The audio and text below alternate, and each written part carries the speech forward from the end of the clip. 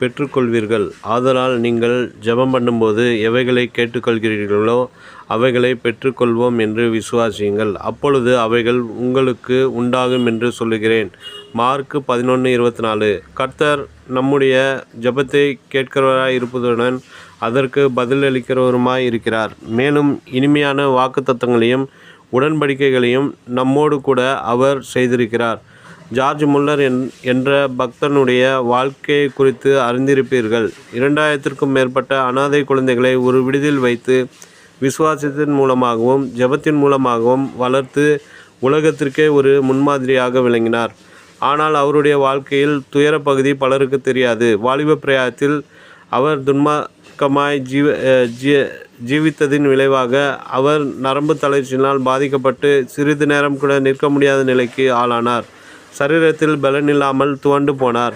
கிறிஸ்துவண்டை வந்து இரட்சிப்பை பெற்ற அவர் ஒரு நாள் ஒரு சிறிய ஜெப கூட்டத்திற்கு சென்றார். இன்றைய தியானத்தில் துவக்க வசனமான மார்க் 11:24 அடிப்படையாக கொண்டு அந்த ஜெப கூட்டத்தில் செய்தி வழங்கப்பட்டது. அந்த வசனமானது அவருடைய உள்ளத்தின் ஆழத்தை தொட்டது. அந்த வசனம் அக்னியைப் போல அவருடைய உள்ளத்தில் பாய்ந்தது. விசுவாசத்தின் வல்லமை என்ன என்பதை அந்த வசனம் அவருக்கு புரிய வைத்தது. உடனே அந்த வேத வசனத்தில் தன் கைகளை வைத்து ஆண்டவரே உம்முடைய வார்த்தையை நான் விசுவாசிக்கிறேன். என் எலும்புகளை குணமாக்கும், என் நரம்புகளை குணமாக்கும், என் தசைகளை குணமாக்கும். ஆண்டவரே, நான் உம்மை நம்புகிறேன், உம்முடைய வாக்குத்தத்தத்தை நம்புகிறேன், வேத வசனத்தை நம்புகிறேன் என்று கதறி அழுதார். அவருடைய விசுவாசத்தை கண்ட கர்த்தர் உடனே அவரை குணமாக்கினார். அன்று முதல் ஒவ்வொரு தேவனுடைய வசனத்திற்கும் கீழ்ப்படியும்படி அவர் தன்னை ஒப்புக்கொடுத்தார். மிக பெரிய விசுவாச வீரனாய் மாறினார். கர்த்தர் ஜார்ஜ் முல்லருக்கு செய்த அநேக அற்புதங்களை உங்களுக்கும்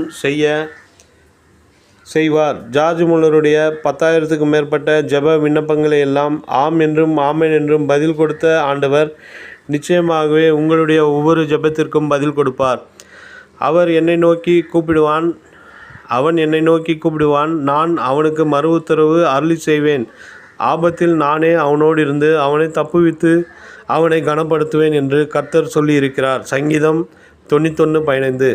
தேவ பிள்ளைகளே, ஜெபத்திற்கு பதில் அளிப்பேன் என்று கர்த்தர் வேதத்தில் பலமுறை திரும்ப திரும்ப கூறியிருக்கிறார்.